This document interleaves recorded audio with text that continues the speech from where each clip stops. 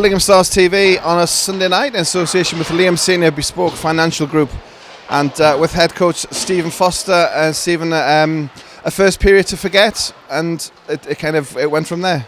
Yeah, exactly. I mean, we wanted to come out of the gates quick because we knew Whitley didn't have a game last weekend or even yesterday, so we thought we might be a bit fresher because, you know, with game sharpness. But Whitley came in and scored a couple of goals almost straight away, which obviously put us on the back foot, and obviously didn't get any better during that first period till we got a goal late on. And I think we said before we started, ironically, it sounds a silly thing to say, ignore the 4-goal deficit. Once you got into the game, it was fairly even from there. Yeah, I think the second period, we had a pretty strong second period. Matched Whitley all the time. Mark Watson came up with some big saves in goal, which kept us going. And you know, I thought we were looking good to give it a good go in the third. And just a couple of, I think we've had it before as well, but just the time of goals, particularly the start of the third. Sykes gets the breakaway, you're back within 2, and then 20-30 seconds later, it's Warriors respond, and that kind of kills this comeback straight away. So the timing of the goals never helps as well. Absolutely, and that's where we've got to be sharper. As soon as we score a goal, that's when we can be, you know, other teams come back strong at you, and we obviously weren't ready for that, and it obviously cost us a goal, and then the momentum kept with Whitley for the rest of the period. You mentioned the second period, obviously one of the highlights, a first senior goal for Joe Walls, and if a junior can take a breakaway like that in the derby game, that bodes well for the future.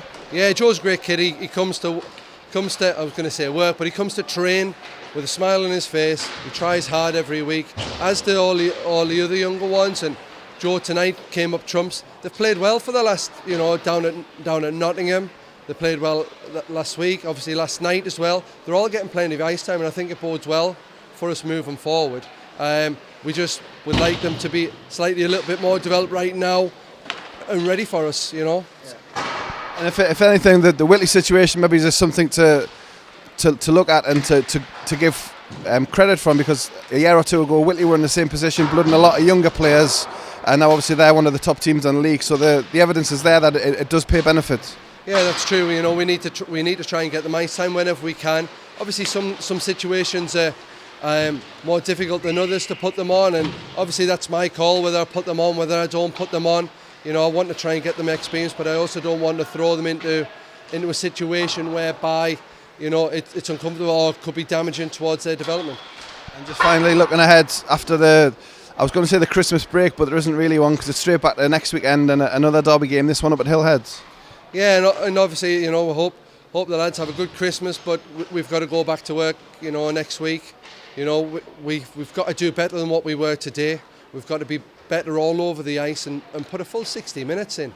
You know, if we can play how we did in the second period for a full 60 minutes, then we'll be there and thereabouts against the top teams. Whether it's Solway, we've proved that when we played home against them at the beginning of the season, and obviously Whitley earlier on in the season. So we can do it. We just need to be consistent doing it.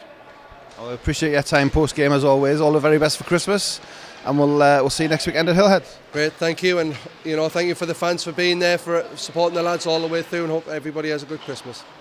Thank you.